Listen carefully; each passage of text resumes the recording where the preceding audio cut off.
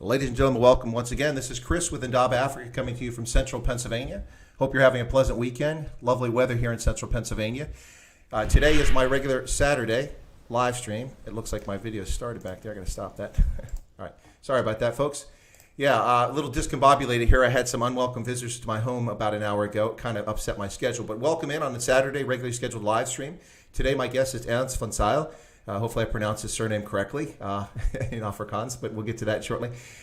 He is with us today, going to join us. I was on his program recently, The Conscious Caracal, for those who may have caught that. That was an interesting experience. I enjoyed it immensely, and so I'm returning the favor. And he's back today. He's here today to join us. And so let me just give a brief introduction, tell you a little bit about who he is, so you know. For those who don't know The Conscious Caracal, Ernst van Zyl is the Strategy and Campaign Officer at AfriForum, the civil rights organization in South Africa. He co-presents on now this I'm going to butcher because it's an Afrikaans, Politiek, which I think is politic podcast, hosts the Afrikaans in Alle Ernst, and I love that because that works in German too, the Alle Ernst podcast, and has a South African news and politics commentary channel on YouTube, and that of course is The Conscious Caracal. He usually posts on Twitter and under his pseudonym on YouTube, Conscious Caracal. He has a BA in political science, philosophy and economics degree, as well as honors degree in political science. And so that, ladies and gentlemen, thank you for tuning in. And I'm going to welcome Ernst to the channel here. Let me get him up so we got him on. Ernst, you're on the screen. Welcome today. How are you? Hello, Chris. I'm doing very well. And you? Well, I'm doing okay, other than the unwelcome visitors knocking on my door about an hour ago. But that's resolved now. So. Well, you're probably gonna see a lot of people in the chat say how cold it is in South Africa. There's a pretty big cold front moving in across the entire country. So you're going to see a lot of that type of banter probably throughout the stream. Well, I imagine, but as I always tell the South Africans, when it comes to mentioning the cold, I don't have a lot of empathy because I'm a Viking, and it's this, winter in Southern Africa. When I lived in Botswana and people were wearing coats, I'm walking around in shorts. For me, it's just another day in the park. Well, that's as the joke goes. When it gets really cold, the Boers put on 2 layers of shorts. Well, there you go. I guess that would work for what's that group? Yan, the guys that sell the Boer clothing line. I would imagine with seeing them in the dead of winter walking in the high Velden shorts, I can just picture that. Yeah, but the nice thing about here where I am in Pretoria is that it's not the same type of cold or winter as you get in Cape Town. Now, in Cape Town, it's pretty much the rain comes sideways due to the wind. There's a reason they call it the Cape of Storms. But up here north, it gets cold, but it's a coldness that hangs in the air. It doesn't blow under your clothes and really gets you freezing. So I much prefer this windless winter that you get up here north than the one that I'm used to where I grew up in the Cape. Now, I'm with you. Of course, most of my time that I've been in South Africa has been in Gauteng or in Northwest, up around that area, especially around Pretoria and Rustenburg. So that's that weather. So I'm very comfortable with it. But I've told people, I said, the weather can be finicky in South Africa. I remember years ago, I was in Durban wearing shorts on the beach, hopped in my hire, drove up, refueled, got some petrol in Pietermaritzburg. And then as I drove up along the Drakensberg, it started to snow. The temperature dropped dramatically, and it kept falling. And I watched people pulling over, and I'm like, for what? It's just a couple flakes. And I drove up through the pass. I drove to Sandton. I stayed, I think, in a Holiday Inn Express or something like that, or Holiday Inn. Anyway, I got out of the car, and there was about 3 or 4 centimeters of snow on the ground. I walked into the hotel, and the clerk looked at me like, are you crazy? What are you doing wearing shorts? And I looked at him, realizing what's going on. I said, well, I was in Durban 8 hours ago, or 10 hours ago. So anyway, yeah, so South Africa weather can be something a little bit different. So for folks tuning in, just to let you know, people have been asking for it. This isn't e-begging, just to let people know, because not everybody's aware of it. I have turned on the super chat feature. If you'd like to make sure you got a super good question or point you'd like to get in here. We do a pretty good job bringing questions in, but of course on the interview it's a little more difficult to get all the questions in. So if you really got a point you want to get across or a question to ask either of us, feel free to super chat. And I've even figured out how to use my Streamlabs software to make it show up on the screen to watch the zombie go across. So if you want to see a zombie climb the Mahalisberg, which is in the background, all you got to do is super chat. So I'm going to move myself just in case we get new subscribers or something like that. But anyway, so Ernst, can you tell us a little bit about yourself, more than I've explained? There's probably more detail there, and maybe then we'll talk about Conscious Caracal. All right. So pretty much what you've already covered is that I've studied in Stellenbosch, but maybe before that, so I grew up in a small town called Malmesbury, about 1 hour's drive from Cape Town. It's a small agricultural community there in the heart of the Swartland region. A lot of wine comes from there, a lot of wheat. And I see a lot of people in the chat have already noticed my shirt, which is a Western Province jersey, her old one. So yeah, I wanted to wear this because you wore a Stormers jersey on my show. So and I knew you were going to wear a rugby jersey. I don't know if you wear it on every show, but I do wear a rugby jersey on every single show, and I used to hang up a scarf from a competition, a game, or a match, or something like that. I've got dozens of those, but now I've changed my background, so I don't have the scarf, but I do have a rugby ball back there. And anyway, so yeah, I do always wear a rugby jersey. That is correct. Right, but so yeah, I grew up in the Western Cape. I was born there for 18 years of my life. I lived there in Malmesbury, and then I went to Stellenbosch to study, and I was there for 4 years, and then I got a job offer at AfriForum. Oh, not a job offer. I saw the job was open, and I applied, and after a very rigorous application system or process, I heard I got the job. So in the end, and I only knew about that job opening at AfriForum because I had the Conscious Caracal profile on Twitter and YouTube, where I was just venting about politics and analyzing politics. And I actually grew a little, and we can talk about this when we talk about that, my social media presence specifically. But as I started growing and following, I actually got in touch with Adam's Roots, and he invited me to his book launch when he wrote this book. Let me just get it there. This one, Kill the Boer. So I went to that book's book launch. I was invited there, and there I got Adam's Roots' email and his number.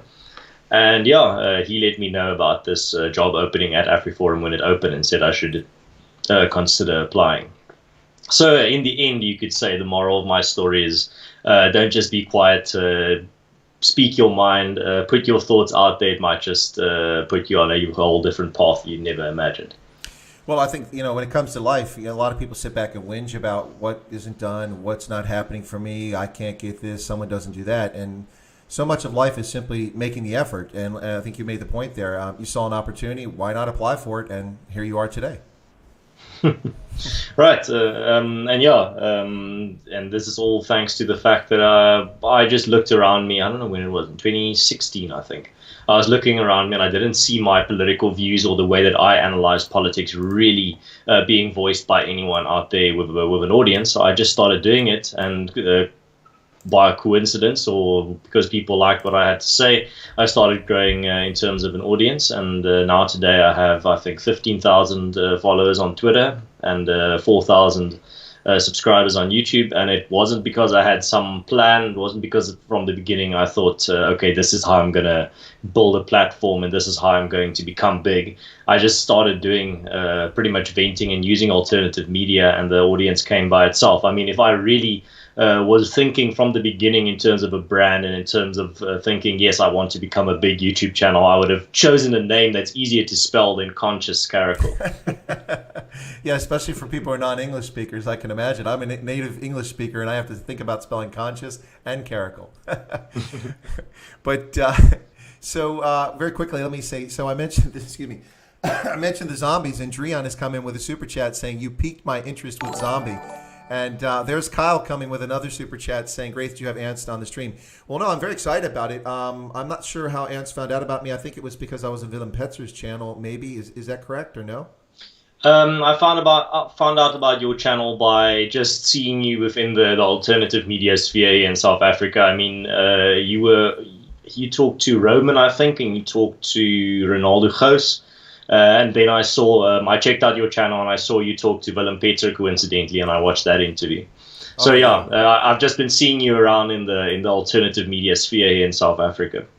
Well, it's rather interesting. Somebody that spent 36 years in uniform as part of the establishment, for somebody to say that I'm from the alternative media, that's kind of funny. But I suppose it's sort of true. What I like what you said about is, and I think what's really impressive about this, like for your channel, and others, is that for people that sort of develop a following like you've got, and others like Ronaldo and Roman, Germ, and others, it really seems to me that the big hook here is that people were genuine about who they are. They weren't necessarily starting out, like you said, to build a brand. They just were trying to, share things, their thoughts, their concerns. And to me, that's how it came across. I saw your channel. Now, in my case, I was always going to use YouTube as just a place to share presentations, conferences, and also have little short discussions about issues. But I was building a brand while I was on active duty because I knew that I would go into consultancy after this. And so the brand kind of was there from my presence in other social media, and then it kind of came here. But that's impressive on Twitter. I have like 32 Twitter followers. I'm not a big tweeter. Barack Obama turned me off of the platform. I didn't like it after watching him on there. And I can't compete with Donald Trump, so I haven't really tried. But how's your Twitter following? I mean, do you have a good crowd on there? Do you get a lot of lively discussion?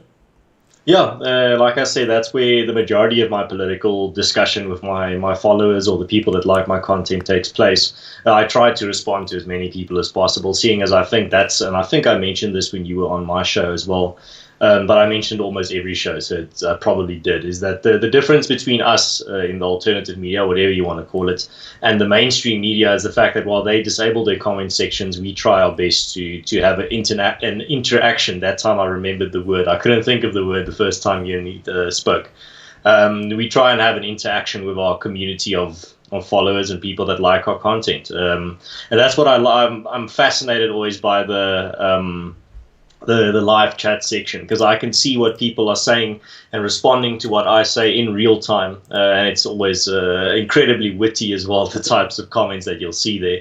I don't know if it's the same for everyone's fan base, but specifically on my channel, sometimes I just get lost in the live chat and I forget that I'm actually interviewing someone because the people are just so funny. No, I'm absolutely with you on that one. It is interesting, and I think the live chat makes a huge difference. It makes the channel, gives it much more value added, I think, for those watching.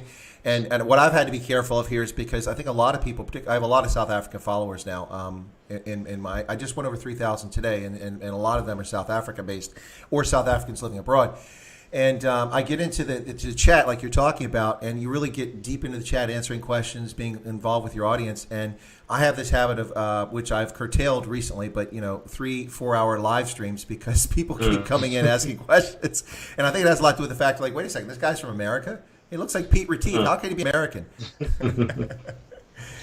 So, and then you start speaking and your accent removes all doubt. Well, yeah, that's true. That's true. It's interesting though when you talk about alternative media, because someone said to me the other day, they said, yeah, about being a journalist. I'm like, yeah, right, you're not a journalist. And I said, well, actually, I was a journalist. I used to write for the Associated Press when I was younger.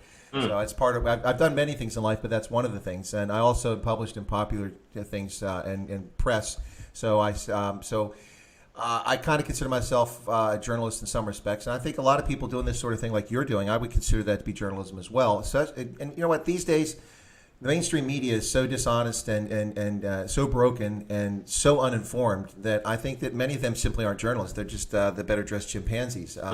Yeah, I did say that about all journalists, not any particular group involved. But yeah, that's something that you mentioned earlier that I think is very important, where you said that people were attracted to, for example, these alternative media YouTube channels because people were genuine. And I think it's because, in contrast to the mainstream media, we're pretty much very open about our ideological views and our biases. I mean, when you come to my channel, I think my entire channel screams opinion. Not I'm an authority on everything South Africa, or I'm an objective observer of what's going on. None of my videos are just objective reporting of the news. I give my opinion and I tell you what I think. I might be wrong. That's why my slogan remains: don't just believe what I say, research what I say. But at the same time, then you contrast that to, for example, News 24.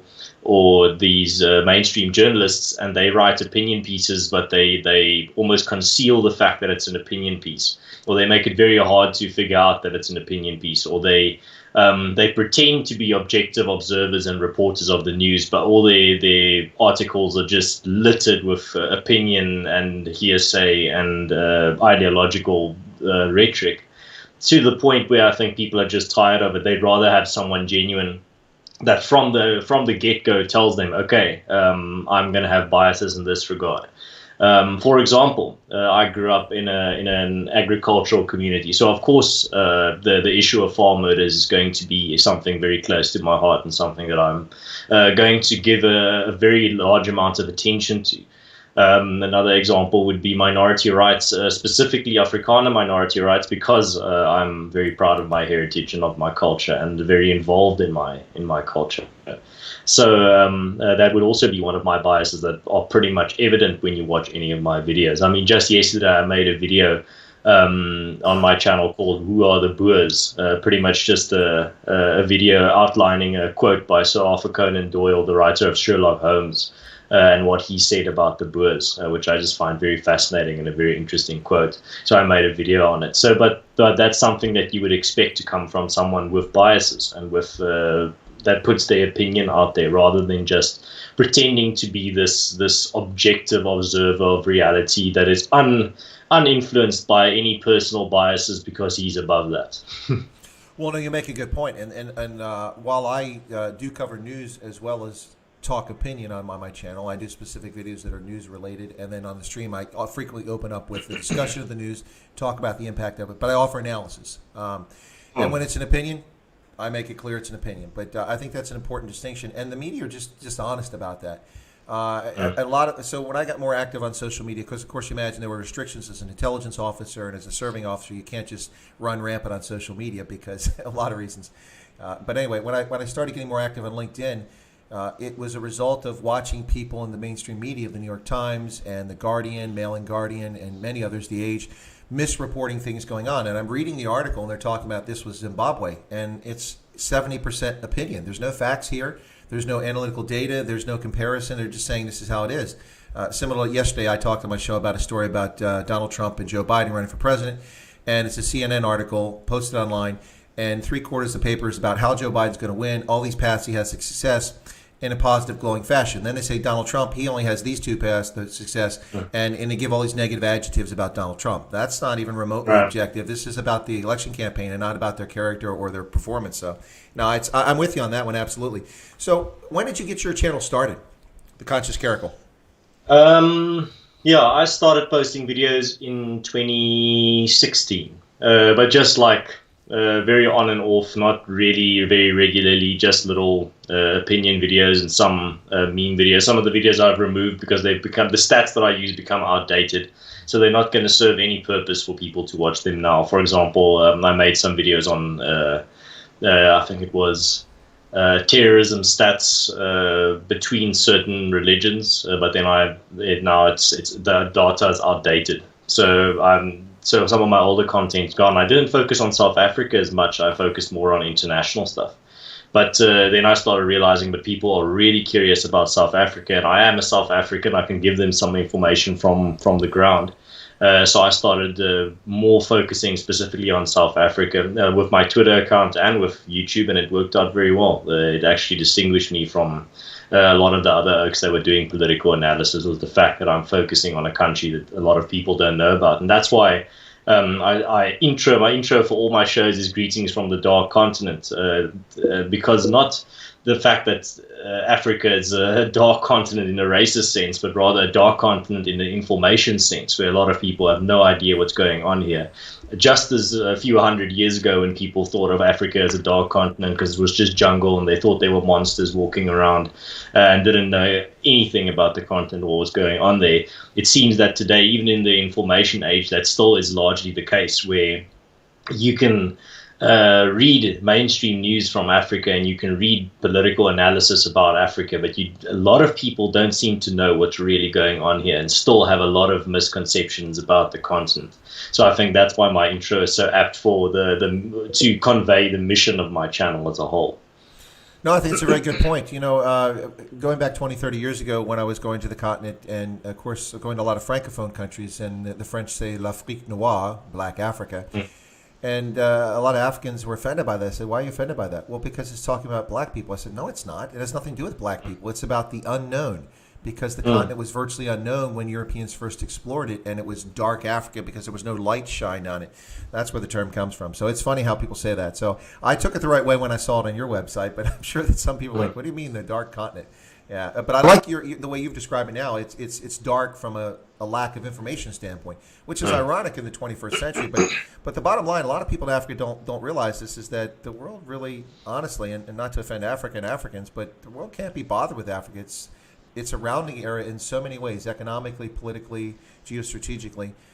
Not that it should be. I have a great interest in love in Africa, but that's just the reality, and people have to start from that basis. So when we get to talk about Africa Forum, that's a topic I want to bring up a little bit. But so why conscious caracal? I mean, do you have an affinity for felines? What's that all about?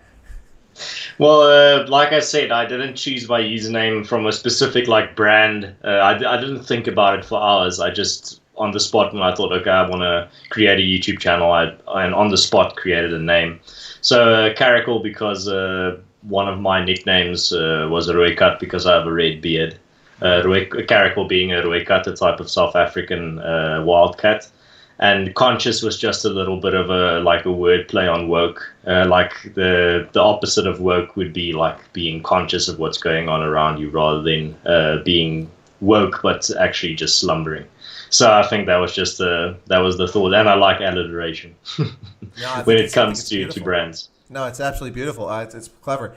And, of course, the Rooikat also famously is a South African Defense Force infantry fighting vehicle as well. Well, I don't think a lot of people. I think a lot of people would have been confused if my name was Conscious Caracal, or I think the Rooikat is also called the Caracal, the vehicle itself in English. I don't know if they keep it as a Rooikat, but anyway, they would be a bit confused if my channel was called Conscious Caracal and the image was just an armored vehicle. Yeah, I think that's true. Well, of course, the understanding coming from a military background, I'm familiar with the Rooikat in that sense. So you studied economics and politics at university, is that correct? Can you tell us a little bit about that experience? You were at Stellenbosch, and was it already converting to an English language medium, or did you actually study in Afrikaans as well? No, well, the first year I was there during the big transition period when Afrikaans was pretty much wiped out at Stellenbosch in regards to as a medium of education. So when I was there, the first year I remember I had my I was committed to studying in Afrikaans. So I had for example, my economics handbook that was this thick, and I translated the entire handbook. Or the textbook, rather, is the right word. I translated the entire textbook. All my textbooks I translated in a book for the first year at Stellenbosch. But then I realized as the workload increased quite a bit in second year, and I realized I just couldn't do it anymore. So I switched over to pretty much studying in English and studying from the textbook itself rather than physically translating it. So yeah, when I talk about academic topics, I tend to prefer to talk in English because I studied in English. For example, when I talk about economics or about political theory or political science. But I still think in Afrikaans, and I talk to the majority of people in my life in Afrikaans. But when it comes to the specific fields that I have academic knowledge in, I actually have a much broader vocabulary of English words for a lot of it because I was forced to study in English because of it. And it's a sad thing, seeing as people actually learn. Studies and the data show that people study and learn new things much better when they do it in their mother tongue. So yeah, it's an absolute shame what's happened to Afrikaans as a medium of education in South Africa due to just either can't really say exactly why, but I think the big thing is just ideological imperialism of Afrikaans being associated with the previous regime, Afrikaans being associated with Afrikaners, and Afrikaners are public enemy number one in South Africa. So just like you see with the removing of statues in your country at the moment, the removal of Afrikaans from institutions of learning is almost like a symbolic power move as well. No, it's absolutely out of control by people who are very poorly informed and don't know their history. I understand the assault that's going on Afrikaans in South Africa. That's why I wanted to ask about it. But here in the U.S., since you mentioned it, we have idiots tearing down statues of abolitionists who paid to help slaves escape, established a school in Philadelphia out of his own funds to train black Americans when slavery was still in place. And they went and they paid colonialist and racist on the statue and tried to tear it down. They tore down the statue of the 54th, they defaced the statue of the 54th Massachusetts, which was the black regiment that the movie Glory was about with Morgan Freeman and Matthew Broderick and Denzel Washington, where the Union regiment went to Fort Wagner in South Carolina and fought against the Confederates. they deface that monument. These people have no idea what they're talking about. But it's interesting you talk about the language because when I was a young man, I had learned German and had an opportunity to go to the University of Mainz, to the Goethe Institute there, and study at the university. And I was going to study history. But I realized that German was not my first language, and studying at university is very different than being able to speak in a nightclub or read a newspaper. And so I didn't do it. So it's interesting that you bring that up because that is a real challenge. It's very difficult to learn, especially at higher education, in a foreign language. So did that make it, I mean, was it especially difficult for you to grasp some concepts because you were trying to do that translation in your head all the time when you were at university? Yes, at the beginning it was. It was definitely a struggle. That's why in the first year I translated all my textbooks manually with a pen and with a pencil and paper. But then in the end, like I said, I transitioned to English in that regard specifically because it was just becoming impossible to translate a lot of it. But yeah, the irony is, and the sad irony is that there's a statue at Stellenbosch for J.H. Maree, who was the person that donated the land on which the university is built. And he donated the land for free on one condition, that Stellenbosch University always be a place of learning that puts this Afrikaans language first, and in an institution of learning to preserve Afrikaans as a academic language. And now today, you don't see that wish being honored anymore. It's quite a sad thing. But it's the product of ideological possession. It's the product of an ideology of resentment, not an ideology of building. It is the product of people that despise Afrikaans, and Afrikaans is on an unfounded basis. But it's a sign of the paradigm and the zeitgeist of today. Well, there's obviously been a special place in the evil hearts of people who have this sort of resentment for a long period of time. It's a get even mindset for many of them. But I find it particularly disturbing all along. But now it's not even restricted simply to Afrikaners. We see a president, a head of state, who makes statements like, it's the natural tendency of whites towards racism, and that's responsible for spousal abuse. What kind of lunacy is that? I mean, somebody is drinking something in water that's not clean. Yeah, but it's sad, Chris. It's very sad that we've gotten to this point where you can just say, for example, where you can just say these types of things about white South Africans, or do what a lot of these politicians are doing in terms of destroying Afrikaans in the public sphere, and people just accept it. It's like that age-old, I don't know if it's a poem, but it's like this piece that was written about, first they came for X and I didn't say anything because I wasn't X, and then they came for Y, and then in the end they came for me and there was no one left to speak up for me. And that's exactly what's happening in South Africa now. They're going for the targets that's the easiest for them to justify. And at the moment, that is, well, actually now it's moved on. It was always the easiest target was a Afrikaans male. And now they moved on to just white South Africans in general. That's the next, so they've broadened it. And probably next they're going to broaden it to something else. It's just a matter of time before they need another minority to blame, or increased amount of people to blame. It's funny when you read the origin of the word racism. It actually started in Nazi Germany, and it was specifically the term racist specifically pointed to people that were saying things like there were so many Jews in charge of the media and of business that the German or the native element wasn't as visible in the majority in these positions. And that's exactly the type of rhetoric you get from the ANC today. And when people are confronted with it, it just breaks their minds. Like, they don't know how to respond. They just get angry and tell you to shut up. If you bring up the fact that their rhetoric is literally mirroring the race nationalists of the previous century. No, absolutely. I'm with you. No, it's one of the things that I've been railing against for some time. As I've mentioned to people, we talked on your channel. I don't recall if we talked about this, but up until 2 years ago, when it came to governance, I wasn't overly critical of the ANC. I was critical of failures. I would point out macroeconomic failures like BE that were just disastrous for all South Africans. But I didn't actively point out every single thing and go along with this argument about their national democratic revolution and things like that. But it's gone beyond the pale now. that's clear what they're doing. And what I've been trying to tell people on my channel, and specifically, I wrote an article almost 3 years ago called Land and Poverty in South Africa. And it was about expropriation without compensation when this nonsense came up and it was going to go to Parliament. And my argument, because a lot of people, I think a lot of South Africans don't even realize this, is, well, they do now, I think, but 3 years ago they weren't understanding. Expropriation, of course, already exists. It's in Section 25 of the South African Constitution. Expropriation, similar to eminent domain here in the U.S., the government can take your property in the public interest, but they must compensate you. So they're not going to take money out of your bank accounts because then they have to give you the same amount of money. But what they want, the existing expropriation is for any property. So they could take money, they could take physical assets, take your car, take your microphone right there, take your house, your land.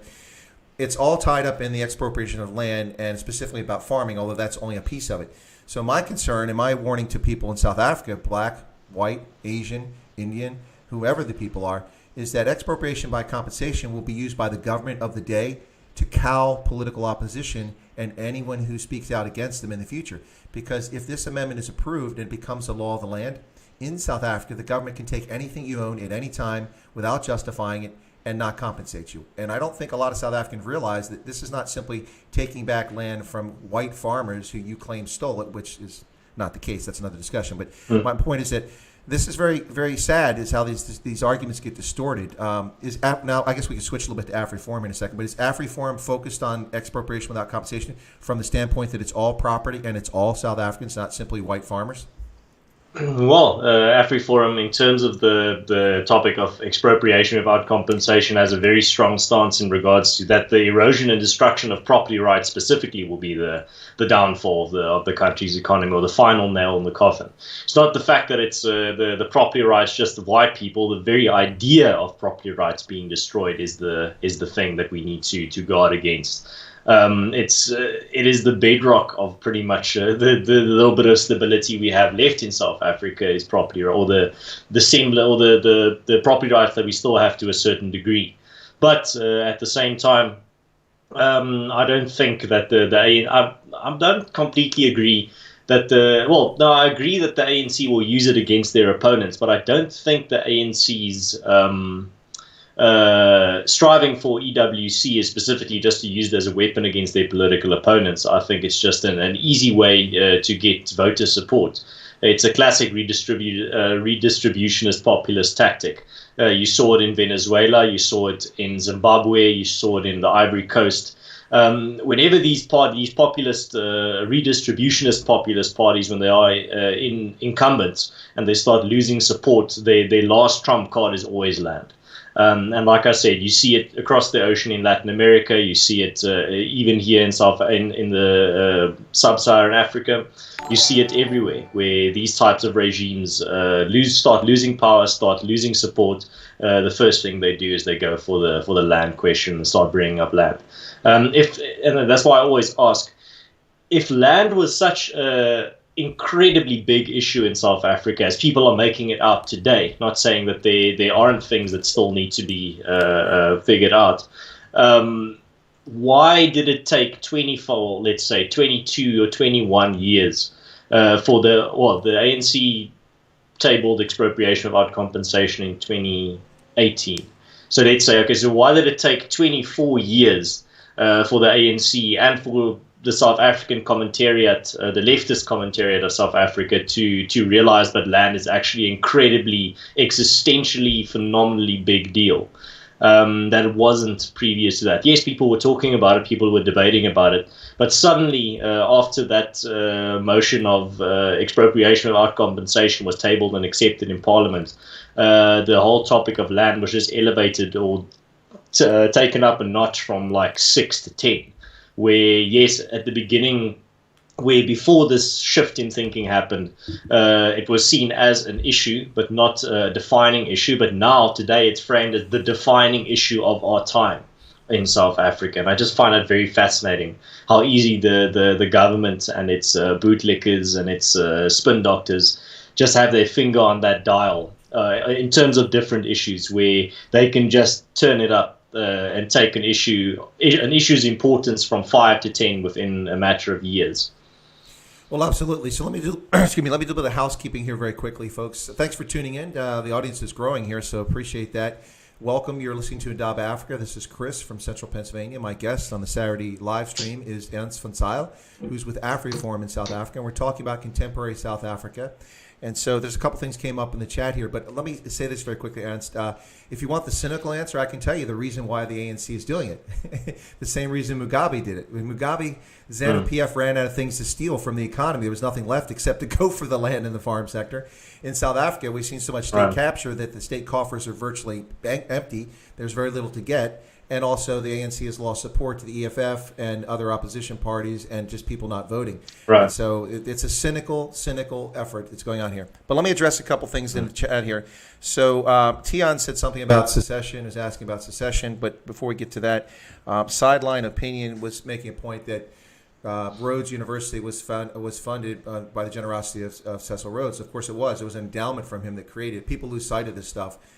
So it's very frustrating about that. But then one more thing here is that UCN came in and made a point about an issue that has merit to it, but I don't really think that it's germane to the conversation where we're at. But I did want to address is talking about basically, well, I think the issue, I'm trying to find it here in the chat, but he was talking about the impact of apartheid in townships and black poverty that hasn't been addressed. But black poverty has not been addressed effectively, not because of land. It's because of macroeconomic policies of the African National Congress.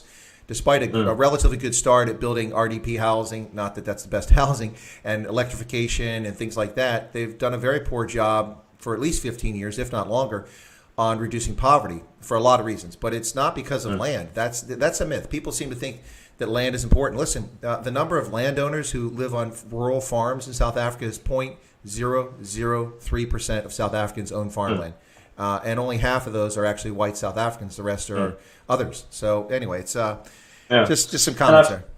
Yeah, and I think, like I said earlier, it's not like our agricultural sector and the topic of land is completely solved and everything is fine. I think still there's a lot of room for improvement. For example, for young farmers of all races, if they want to enter the sector, it should be made easier for them to get training, to get the type of skills that they need. It should be easier for them to get financing. The infrastructure of the agricultural sector should be increased. I mean, the agricultural sector should be one of the driving engines of the South African economy, but at the moment it's just flailing and stagnating. So I think, yes, there is an issue regarding land itself, but it's not the fact that the white people hold all the land, or however you want to frame it. The issue is that it's near impossible to enter the agriculture sector if you're not connected to one of the big oligarch farmers, or mega boere, or mega farmers. There's no place for a small family farm anymore. I think that's an absolute tragedy. I think that's robbing a lot of people of an opportunity to find a type of income and employment in the agriculture sector. I think there's a lot of room for improvement in regards to access to land, access to the agricultural sector that still can be done and that can be done. But that's not how the issue is framed. I mean, the issue is now just framed, but white people have all the land and black people don't have any land, and that's the problem. Well, can't be farther from, in terms of it's just a complete distortion of what's actually going on.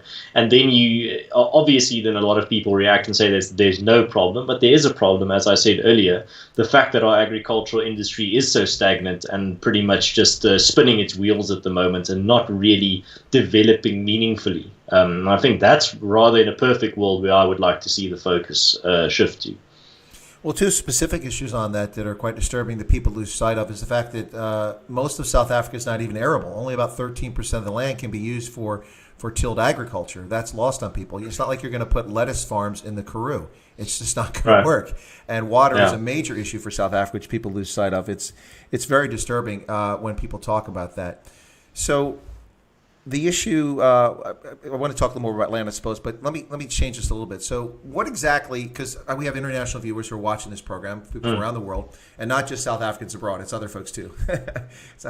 But what exactly does AfriForum do? The reason I ask this is because a lot of people outside South Africa, the only impression they have of AfriForum is two things. One, what South African media tells the world, which is hardly even remotely accurate from what I know of AfriForum. And the second thing is an appearance on Tucker Carlson, and where Tucker Carlson talked about the land issue and South African farm murders. And that's and maybe a tweet from Trump. So people outside South Africa really don't know what AfriForum is. They might think it's a labor union or something like that. So can you tell me a little bit about it? Well, you're not far off with the labor union, seeing as AfriForum is part of the solidarity movement, and part of the solidarity movement right across the street is Solidarity, the Afrikaans labor union, which is like our sister organization. So we have a close connection to a labor union. But yeah, so AfriForum is pretty much a civil rights organization, a non-governmental organization, an NGO, if you will, registered as a non-profit company, and with the aim of protecting the rights of specifically minorities in South Africa, whether that be a cultural or a linguistic or a racial minority. So while the organization functions on an internationally... Can I interrupt you for a second? You just made a very important point that I want to clarify. It's minorities. It's not simply white minority Afrikaners. You're talking about coloreds, Indians, particular maybe Tswana if they're a minority. So it's a focus on all minorities, correct? Right. No, of course. The world doesn't. No, but you say of course, but the world doesn't know that. That's why I'm asking the question. If you go to our website right now and you look under media statements, you'll see a lot of the initiatives that we've done in communities that are not Afrikaner communities. For example, we've been working with a Tswana community in the Northern Free State to help them or help teach them and the skills how to create face masks for COVID that they can make from household items.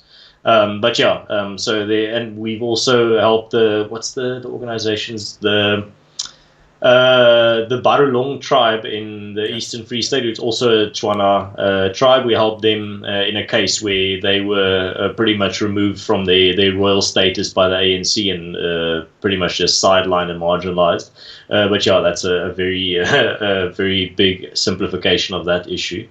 And we, for example, we are assisting the family of Senzo Mayiwa, the Bafana Bafana football player that was murdered, in regards to our private prosecuting unit investigating his murder and trying to solve it. And so there's a lot of that. That is what AfriForum does. So while we function on the internationally recognized principle of the protection of minorities. But AfriForum does specifically also focus on the rights of Afrikaners as a community living at the southern tip of the continent, because the vast majority of our members that fund us are Afrikaners. We don't have multi-billionaire funders or huge organizations funding us. We're funded by our 250,000 members that are giving us 20 Rand, 30 Rand, 50 Rand a month. Not by some Anton Rupert or some billionaire giving us millions of rands, but rather average normal people just giving a little bit of their hard-earned money so that we can help them fill the void that the government has created. So membership is not exclusive. However, any person may join who is willing to associate themselves with the contents of the Civil Rights Manifesto of our organization that you can find on our website if you want to see what we're really about in that regard. So AfriForum is pretty much the one of the most lied about civil rights organizations in South Africa, but simultaneously we are the biggest civil rights organization on the African continent with 250,000 members. You can't show me any other civil rights organization on the continent with more members. Well, it's not a political party, but that's at least 5 or 6 times the membership of the South African Communist Party, so I thought I'd share that. So there's a comment here from UCN. By the way, folks, if you want to comment, you're welcome to comment. If you want a super chat to get a really important question or comment out there, or a super sticker, whatever you want to do, you're welcome to do that. But UCN says it will be unfortunate if South Africa falls apart. I agree with that. I think both black and white South Africans should be able to sort things out. The current trajectory is worrying. I think we're in agreement that the current trajectory is very worrying, and my concern is all South Africans, and I think that's your concern as well, despite what some people may believe. Right, and this whole bias against AfriForum comes back to that what I was talking about earlier. It actually quite nicely links up to it, where people are just the ideologically possessed people in this country, specifically in the commentariat class and in the political elite class, really don't like the idea of Afrikaners coming together and solving their own problems. They don't want, and for example, a good example of this is Solidarity, the Solidarity movement, which AfriForum is part of, funding and building its own private Afrikaans university called Soltech. Oh no, it's not a university. It's a technical, like a college, a vocational technical school. Mm-mm. And we've also got our own university called Academia, an Afrikaans university. Pretty much the private sector filling in where the public sector has abysmally failed. And something very revealing happened when the news came out that we were building this Afrikaans university. The head of Gauteng Education said that he made a very angry tweet about it, and he said that this is not, you can't do this. This is apartheid style thinking, building this separate university, and this is going to exclude people. And my response to that was just, well, what's the problem then? You're pretty much saying that no, there's no place for Afrikaans in public universities. And then the Afrikaner community is like, okay, fine, we'll go over there. We'll take our own labor, our own money, and we'll build our own university there in that corner. We're not going to bother anyone. And then you lose your mind because of that. And you're like, wait, no, you can't do that. It kind of is very revealing about then what's your motivations behind removing Afrikaans from public university. If it was about inclusivity and all these beautiful words that they use, why does Afrikaans speakers getting together with their own money, building their own university, bother you so much? It's just something that I find very curious. That head of Gauteng Education, his name is Lessufi. I don't know if you've heard of him. No, I'm not familiar. Panyaza Lessufi. No, I'm not familiar with him. But no, it's we have the same sort of thing happening dynamic in the U.S. It's been going on for a number of years. And it's reached a fever pitch at the moment in which you can't have a cogent conversation with people because you have race merchants and race baiters of all races, by the way. In fact, many of the people that act that way in the U.S. are actually white that play this race game. And so, like, for instance, I find it comical, the Institute for Race Relations, which has historically been very liberal from a standpoint of objectively looking at events, they were considered stooges under apartheid because they were against the state because it was doing. Now they're considered stooges for the extreme right. And to me, it seems like the Institute for Race Relations is pretty balanced in trying to discuss things. And that seems to pervade the public space in South Africa across any institution that might be perceived as any sort of threat against the ANC's hegemony becomes a legitimate target for them or for the EFF. And it's not just, they don't just become a target of the parties themselves, they become a target of the media as well. I mean, I think it was Noam Chomsky that said any dictator would admire the conformity of the US media, or the willingness to obey of the US media. But I think you can say the exact same thing about the South African media, even to a stronger extent, where the South African media is bending over backwards to lick the boots of governments and to sing the praises of a specific faction within the ANC. And it's sad to see where you have South Africa has been known for its incredible investigative journalism, but then a lot of these investigative journalists only target people that they don't like, or they attack a specific faction. Not saying that I ally with any type of faction in the ANC, but it's funny to see how they only target specific factions within the ANC when it comes to these types of investigative journalism. But for example, take someone like Cyril Ramaphosa.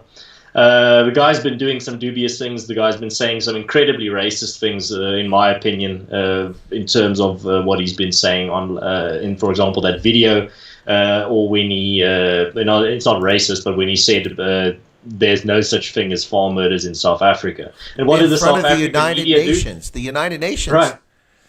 And that's where you would think that the South African media would speak truth to power and say, no, Mr. President, you're wrong. You are objectively wrong. That is an absolute lie.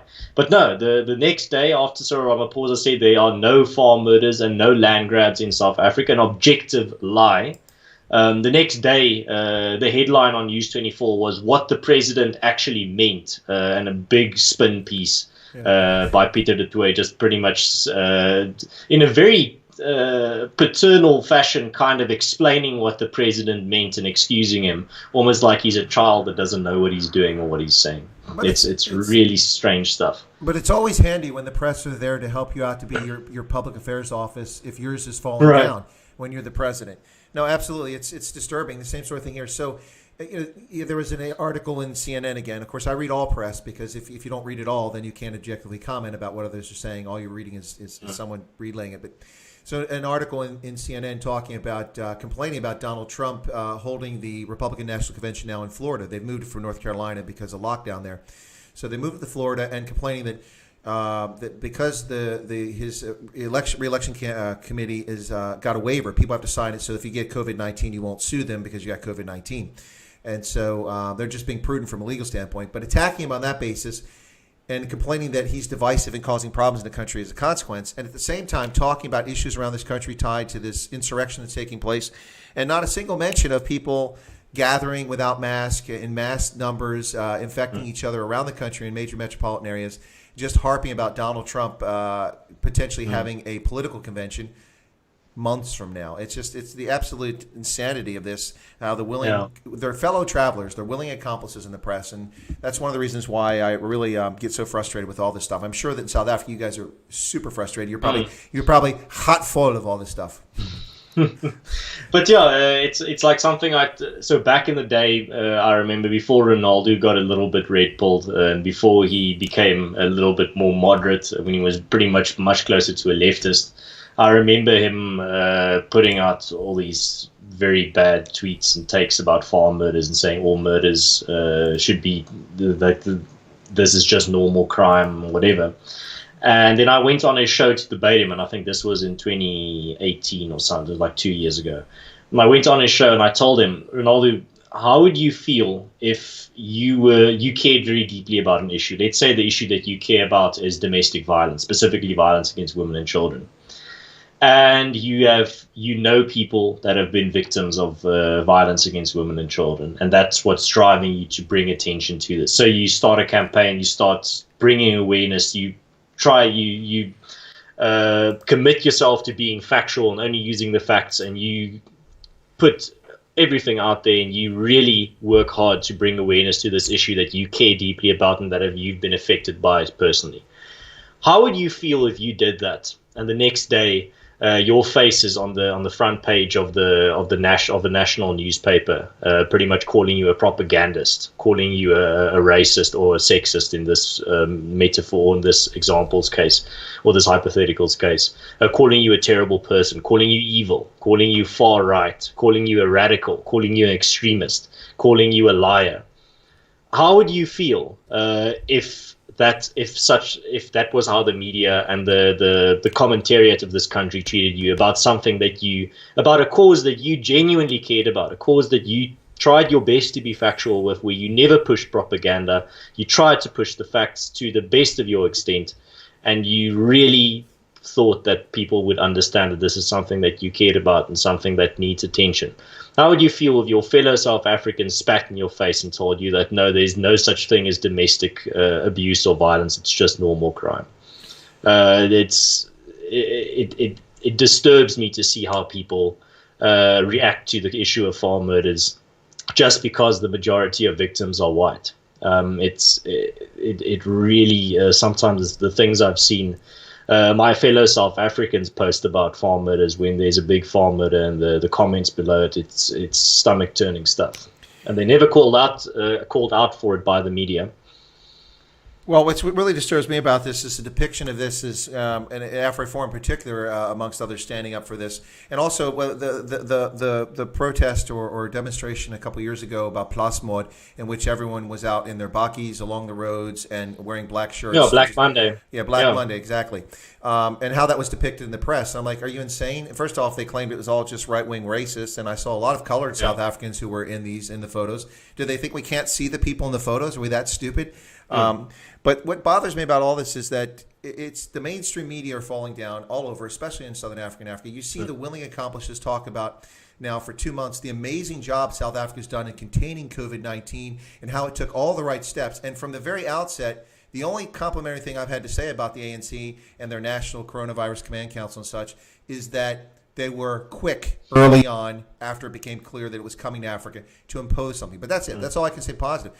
The inhumane, the callous treatment of people who have addictions to cigarettes and alcohol addictions, using as an excuse to change moral behavior to no end, destroying whole economies, leaving people starving. And what bothers me is that this Black Lives Matter stuff that's come up now, suddenly people care about it in South Africa in politics, who are in the ANC and the EFF, but they didn't care when Collins Kosa was killed, or a dozen other black South Africans are killed by security forces. It takes 2 months to recognize that, and then they blame it on white racism, yet when every person present and all their commanders in charge were black, there were no whites involved at all. And why is it left to me, a guy sitting in Pennsylvania, to be the champion for the informal economy and recognize from the outset that I don't worry about Edgar's, that's somebody else's issue, or EdCon. I don't care about CNA, that's someone else's issue. But I do care about the informal traders that make up a significant percentage of the economy. The guys out there washing your windshields, which I really don't care for. Please don't wash my windscreen at Menlyn. I don't like that. But those guys, ones selling things in goods, women who do hair plaiting. And the government has done virtually nothing to help this part of the sector of the economy. Same in Botswana. Botswana put aside 10 million pula. That's less than $1 million for a country of 2.2 million people, in which about 150,000 people are directly employed in informal labor. It's insane. It just drives me absolutely nuts. And it all comes down to this. I'm sorry to go on a little bit there, Ants, but I want to get these points out so you can comment on them. Everything is binary with these people. And it's the same thing in South Africa. If you talk about farm murders, well, then it must mean that you don't believe that the UCT student who was murdered, that was wrong. Well, of course it's wrong. The violence perpetrated against all South Africans is epic and off the charts. And the fact that every time that somebody talks about it, it's turned into a race issue is disgusting. We saw this young lady up near Gauteng, I think it was, 8 months pregnant a few days ago, and she was butchered with a knife and then left hanging from a tree. She was 8 months pregnant, so it's a double homicide. Virtually no coverage. The only coverage I saw in South Africa was brief, and it's probably because she was very attractive. When someone attractive is murdered, they usually play this up. But then also we see just this most disgusting and vile murder of Edward Neumeister, 67-year-old Austrian. They keep calling him a German, but he's from Österreich, not from Germany. But 67-year-old Austrian who immigrated to South Africa back in the 70s, had a German-themed restaurant in KZN, and he's just butchered in the most heinous way to rob him. The same day that Beckett Sile comes out and says there are no robberies because of the police and presence. It's been wonderful, the lockdown. There's no cash in transit heist. This is wonderful. Yeah. Well, let's pretend there are no robberies, no cash in transit heist. You've shut the country down. People are starving. So anyway, you want to comment on any of that? Yeah, I see a very succinct comment here in the chat. One guy says, a guy was killed with a panga in KwaZulu-Natal, and our president sends condolences to a man killed by a policeman in the USA. But nothing for a South African. But yeah, it is something that disturbs me quite significantly. Where you have these same people that talk about, you can't say all lives matter. You have to talk about Black Lives Matter. But these are the exact same people that say, but all murders, it's just normal crime. All murders matter when you talk about farm murders. And the thing is, we're not asking for special treatment for farm murders. It's just like we want equal treatment. For example, there was, and I think you're aware of this, there was a localized security system called the Commandos that was operated by farmers that were patrolling and that were keeping farms safe. But that was disbanded by the Mbeki government and said, but no, the police will handle it, don't worry. They said that they will create a separate government-run and funded unit to deal with it. And they never did that. So while we just want farm murders to be classified a priority crime, just like you have gang-related crime being a priority crime, because farm murders, as Root says in his book, a book that I would highly recommend, farm murders are an abnormal type of crime and therefore need a specific and unique. They're a unique type of crime and they need a unique counter strategy because of it. Really, if you really want to know about farm murders, you can check out this book. It's on Amazon. Kill the Boer by Adam Roots. But yeah, it's very revealing for me to see how a lot of people react to this and react to crime in general in South Africa, where people have just become desensitized to it.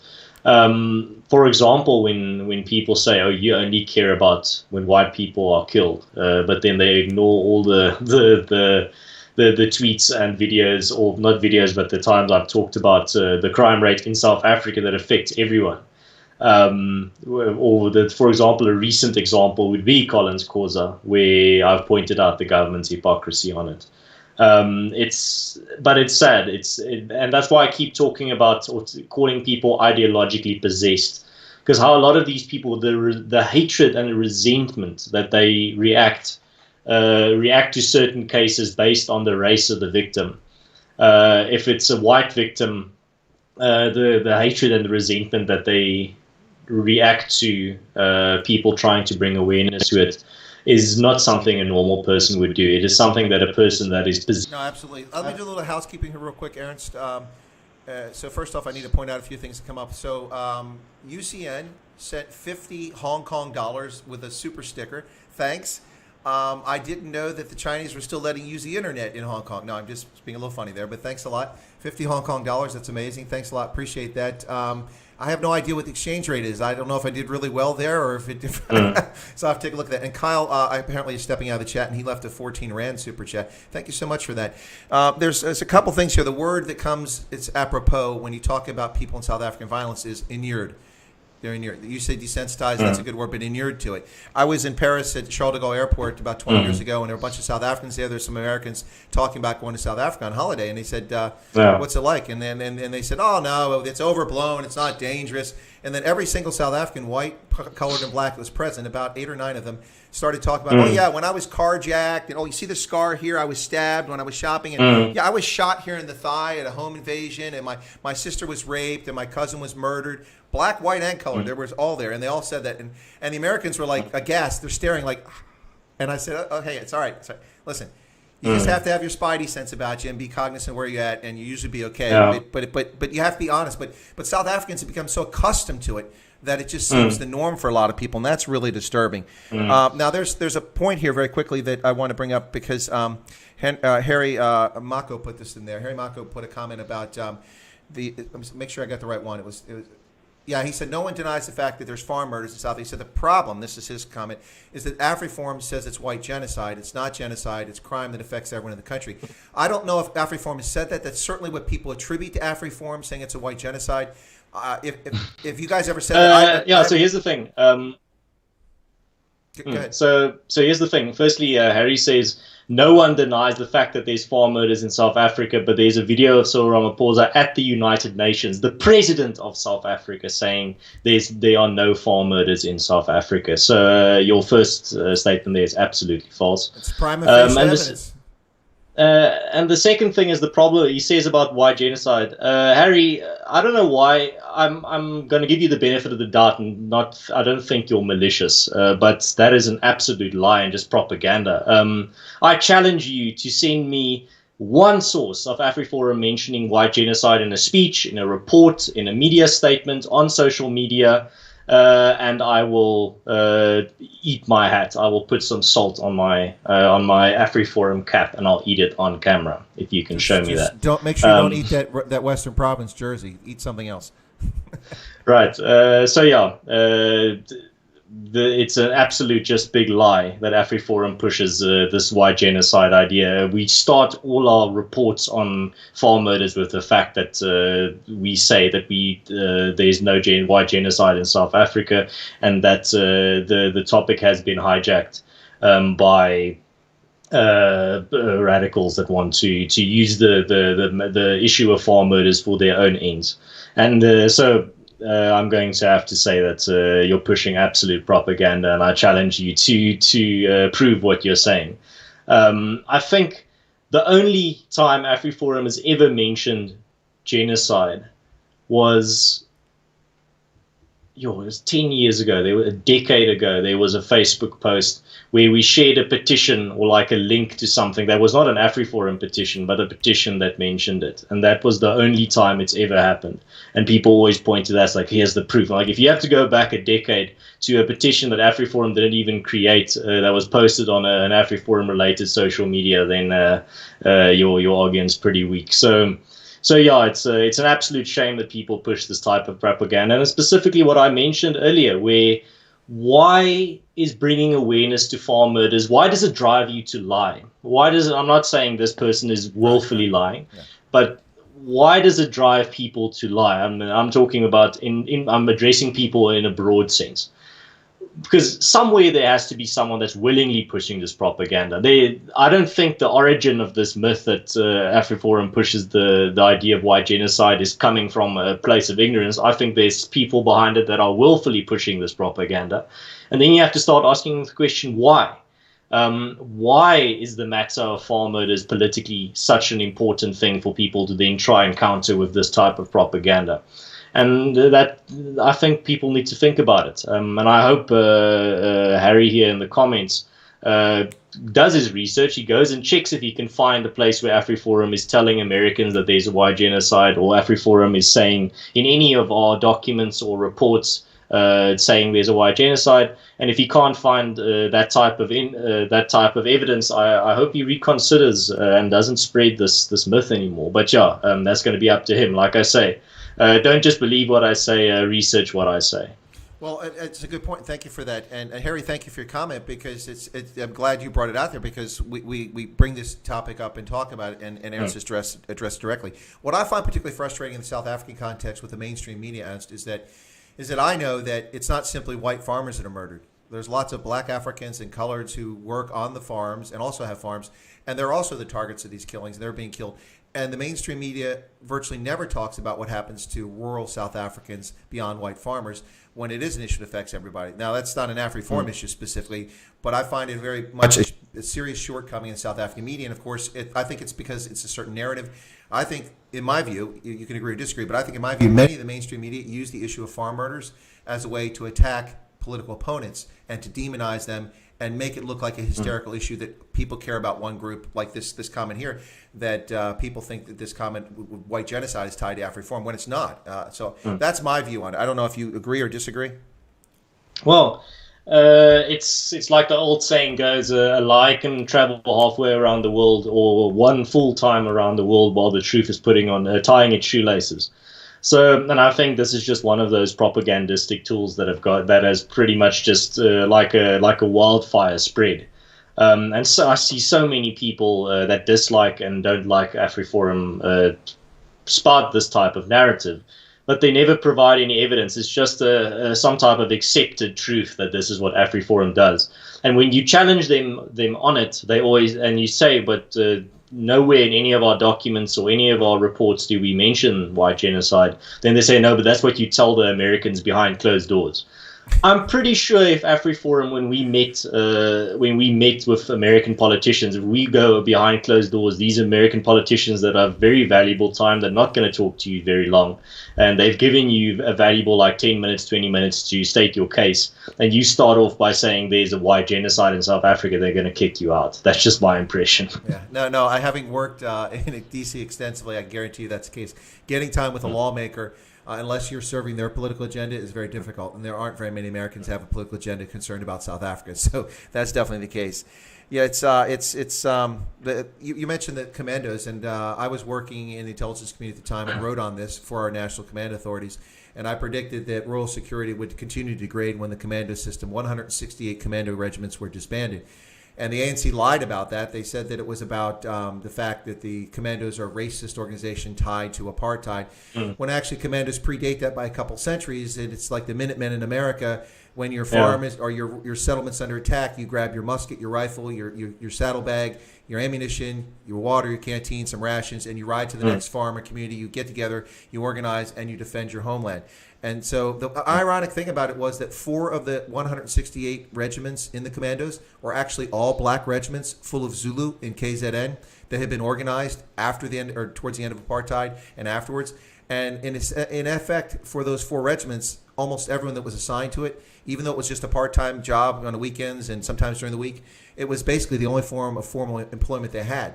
So in order to get this politically popular narrative for the leftist standpoint out there, they took away jobs from people, and they greatly diminished rural security. And of course, as I predicted, we've seen horrific violence taking place in the rural areas ever since, and it's truly sad. No, it's a big problem, and I saw someone here in the chat ask me a question. Yes. If you don't mind me answering. Please. So Groen Hondkat asks, Countess Caracal, so what is the farm murder rate? I don't know it off the top of my head. There is actually, it's almost like I wrote this book because I'm constantly advertising it.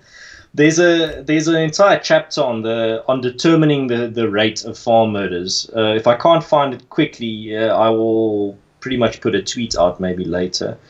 But yeah, anyway, so I can't find it now, and I don't know the number out of my head. I think the conservative estimate is somewhere around like 90 to 100 per 100,000 of farmers. But yeah, it's that's the type of rate based on the fact that there's, I think, 30,000 commercial farmers in South Africa, not someone that just owns like a tiny little bit of land.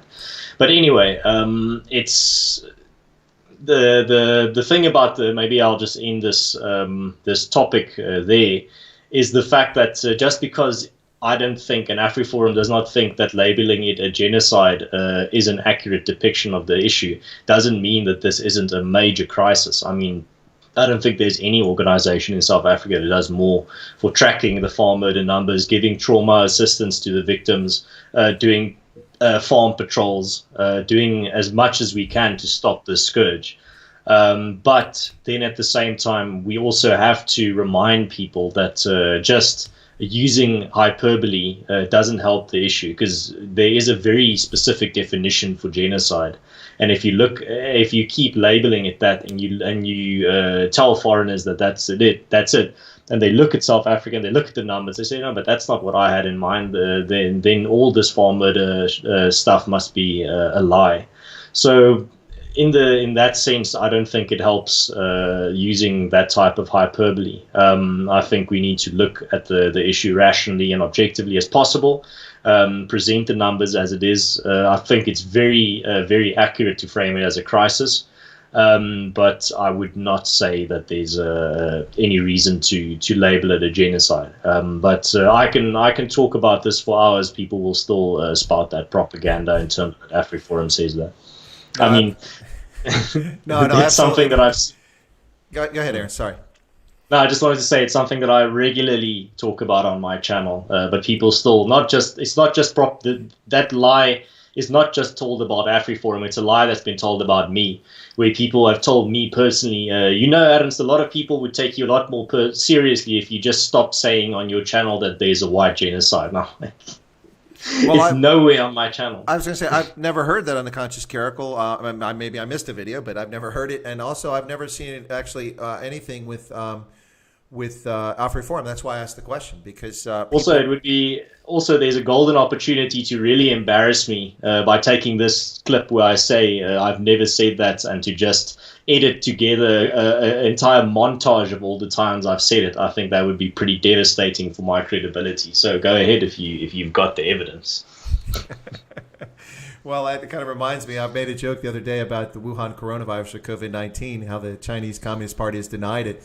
I was going to take Shaggy's music, the song "It Wasn't Me," and do a little rap video of, with COVID-19, it wasn't me. It's kind of, smoke and mirrors, obfuscation. Yeah, no, absolutely. So we've got about an hour and 12 minutes here, Ernst. Is there any topics that you'd like to? Before we do that, there's one question. Someone mentioned it very early in the chat, and I didn't get a chance to get back to it because I didn't want to focus simply on white South Africans. I want to talk about all South Africa, which is what we've done. We've talked about all South Africa. But what I wanted to say is that someone asked this question earlier about minorities not being united, and this is an issue across Africa. You see this in other countries, whether the minorities are different tribes or different ethnicities. But in South Africa, in particular, the English and Afrikaans-speaking South African communities oftentimes don't seem to be in conjunction or coordinated when it comes to issues. That's what someone was raising. So is that something that you perceive in South Africa, a difference? Now, of course, bearing in mind there's also a German-speaking community and a large Portuguese-speaking community. So simply saying white, English, Afrikaans is an oversimplification. But let's oversimplify. Is there an issue there? Just repeat the question. What specifically are they asking? The question they were asking is, or they're making a statement, I guess is less of the question, that the person was saying that one of the problems in South Africa is that, amongst minorities, is that the English-speaking and Afrikaans-speaking South Africans aren't united on these issues, that they're divided, and so divided house will fall, essentially. Right. Yeah, I think that is a big misconception.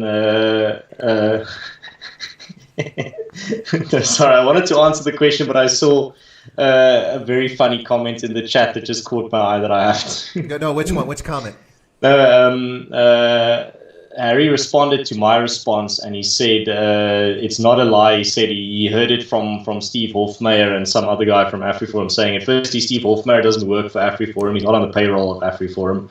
And I don't know what the other AfriForum guy is you're talking about, but that's just not true. And then the response to him in the chat was, show us the evidence, Harry, and we can see Aaron's eat his hat. They want to see your head. No, but to Harry, listen, you're right. Steve Hofmeyer is famously very controversial of late for a number of reasons, but he's not affiliated with AfriForum to my knowledge. And just because of white South Africa, I'm not picking Harry. This is not picking Harry, because Harry's actually added some very good questions and comments to some of my recent streams. So I wouldn't want to chase him away because he's contributed to the conversation in the past. So thank you for that, Harry. But just because a white South African says something, or a white South African who speaks Afrikaans says something, it doesn't mean it has anything to do with AfriForum any more than when I bring next week I'll have Unati Kwaza on my show. She's from the Western Cape, and she's a businesswoman down there. Unati, excuse me, I mispronounced her name. Any more than the fact that she's black means that she is affiliated with the Economic Freedom Fighters or with UDM or something like that. It's important to make the distinction about who the person is and who they claim to represent. Steve Hofmeyer claims to represent Boers and Afrikaners. That's who he claims to represent. If he makes a claim, I'm not saying he makes a claim. He certainly speaks out on behalf of those communities, but he doesn't speak out on behalf of all South Africans. At least I haven't heard him say that. So, Steve Hofmeyer has his own NGO, Toekomsfonds. So it wouldn't make sense that he's working for another NGO that does exactly the same as his. No, absolutely. But it's an important distinction. But what happens, okay, and this is not to target anybody in my audience. Wow, Ernst, did you tell people we're here? Suddenly we just jumped by like 30 viewers. We're really up there now. But I was about ready to end this thing, and people jump in there. But anyway, sorry, I lost my thought there. Anyway, I was going on a tangent there. I was actually answering the previous question about the English and Afrikaans community. That's actually something in South Africa that's very... a big misconception that a lot of foreigners have about South Africa is the fact that they just see it as a country of whites and blacks. But it couldn't be farther from the truth. Black South Africans aren't just one big Leviathan or one big mass of conforming people. They are a bunch of different cultures. I mean, you have the Zulus, you have the Venda, you have the Chonga, you have the Xhosa, you have the Tswana. You have all these different cultures, and they are not united in their opinion. They're not united in terms of what their values are, what they prioritize in their culture. They speak a different language. There's big tensions between a lot of these cultures if you were to marry cross-culturally. That's on the black side. On the white side, it's exactly the same. You don't have just one white community in South Africa. You have the Afrikaners and the Boers, who are the descendants of predominantly French, Dutch, and German West European nations, except England and Scotland and Ireland. Those countries pretty much form the ancestry of the English South Africans, or the Sotis. People are mentioning that in the chat, the Sotis, yep. So you have a very big difference between those two groups. If you look at, for example, English-speaking South Africans, during apartheid, not just during apartheid, today still there's a lot of prejudice against Afrikaners in the English community, a lot, especially Cape Town English. I've got a lot more time for the Eastern Cape English. Some of them are in the chat here, reactionary opinions being one of them. Different history. But yeah, for example, during apartheid, there was something that people tongue-in-cheek referred to as cultural apartheid, where the English built they created their own little exclusive suburbs like Rondebosch and Bishop's Court and Constantia, and they isolated themselves there because they didn't want to mix with the Afrikaner common folk, or the hillbillies as they saw us. So there's definitely a very big cultural difference between English white South Africans and Afrikaner South Africans, and I think that's one of the big mistakes that people make when they try to analyze South African politics or the sociology of South Africa, is that foreigners don't take that into account. They analyze South African politics through a lens of white versus black. And then you're never going to understand South Africa. Then South Africa is going to be this Rubik's Cube that you can't solve. because you're going to see black people criticizing black people and white people saying they hate another white group, or they dislike this group, or they can't get along with this group even though they're the same race. You're not going to have a good time making sense of it all if you don't view it through the cultural lens rather than the racial lens. If you view South Africa from an analytic perspective and analyze it from a racial perspective, it's not going to make sense to you. But as soon as you start analyzing it from a cultural perspective or a linguistic perspective, but language and culture are so intertwined, it doesn't really matter. South Africa, you're just going to open a whole new world. And you, as someone that has experienced African politics across the African continent, I think you know exactly what I mean when it comes to the cultural lens that you need to use. So, yeah, there's a big difference between the English white South Africans and the Afrikaner South Africans. And I don't see that changing anytime soon. I always laugh at these people that say not just white and not just Afrikaner and English South Africans need to unite as white South Africans, but we need to unite as whites across the world. And I'm like, where was this white solidarity and brotherhood when the British were putting my ancestors in concentration camps? So I don't believe in white solidarity. I don't believe in a universal white brotherhood. I think it's pretty much racial globalism. No, absolutely, I'm with you. It's ridiculous, this nonsense when people categorize it that. Someone asked a question about Chinese in South Africa. To my knowledge, the most reliable figure I can find is at least 250,000 Chinese nationals are living in South Africa, perhaps as many as 400,000. I don't think anyone has accurate figures, just answering that question. I did see an interesting comment here. Someone said that, can you still hear me? Ernst, you there? I can still hear you, okay, yeah. No, my sound just went kind of funny in my ear. So someone said that in the Eastern Cape, many of the farm or the folks there are of German origin. Well, I do ethnic research or German research on ethnic Germans around the world, and including I've done it in KZN in places there. So perhaps I need to get to Eastern Cape, which is one part of South Africa I've never been to, so I can research the ethnic Germans there. That would be interesting. Christoph, and see, I always get the H. I get the H and I get the G. So whenever I say Ronaldo Hos, I have to say Ronaldo Hos now, so that I don't get chastised. Yeah. And so Christoph Havanga. Havana, yeah, that's that one's always thrown me off. Christoph just gave a 70 Rand super chat, starting the razor fund. I think that people are starting to wonder about my Pete routine. I'm worried more about these bizarre curls going on up here than about my beard. That's a bit out of control. but you can imagine after 36 years of not being able to grow your hair more than about a couple centimeters there. Anyway, but the Pete Retief beard, it'll probably come off, but people seem to love it. I get about 3-1 to keep it. So Ernst, people have asked us not to stop, but I think that we can't go on here forever. You've been a fantastic guest. Is there any issues that any questions I've not brought up that you'd like to share with folks? And by the way, thanks for the super chat there, Christoph. No, well, I would just like to say thank you very much for everyone that's tuned in so far. I really enjoy the feedback that I'm getting in the comment section. And yeah, Chris, if you want to chat to me again in the future about all the other stuff that we didn't get to tonight, I'll be welcome to book another interview on your show, and you can come on my show again as well. But yeah, I think I'll give my conclusionary remarks. I think it pretty much lines up with most of the stuff that I've been talking about tonight. And that's the fact that South Africa is a complicated country, especially when you're an outsider looking in. And Africa is a dark continent. It's still the metaphorical information jungle. But this time, the jungle isn't made out of wood and trees and beasts, but rather just made out of a bunch of misinformation and propaganda and information blackouts. So, yeah, I think I'm very encouraged by the fact that seeing so many people join the alternative media, starting to put their views out there. It helps break the monopoly and centralize the monopoly on information that we've seen from the mainstream media. That is the great decentralization of information, if you really think about it, and I love it. I support it fully while I'm part of it. So, and yeah.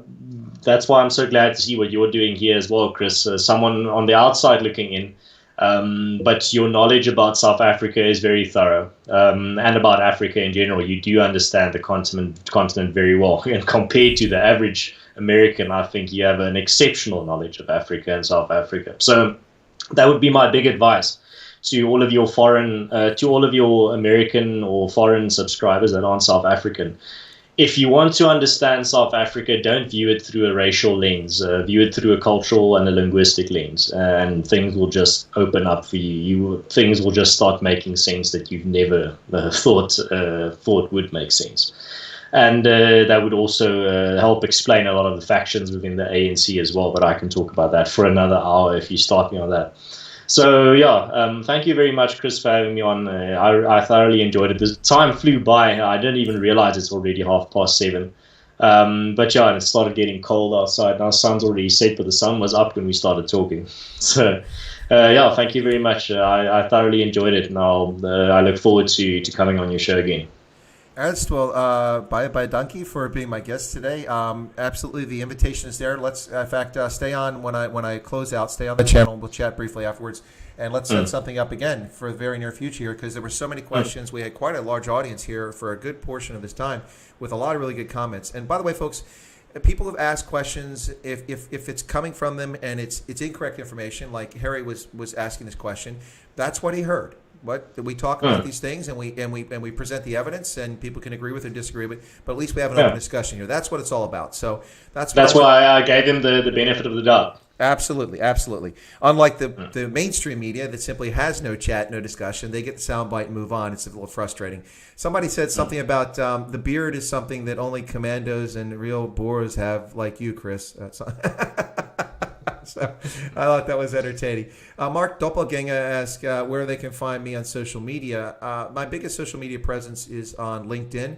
And if you go to one of my prepared videos, you'll see, or my channel, it'll give you my LinkedIn profile. You can go check it out there. I have many more people following me on LinkedIn than I do on YouTube. But then I've been doing LinkedIn for about 16, 17 years. And I've only recently started using my YouTube channel, even though I've had it since 2006. So anyway, folks, we will come back and talk about a lot of these issues, because I think that these are very important issues to talk about.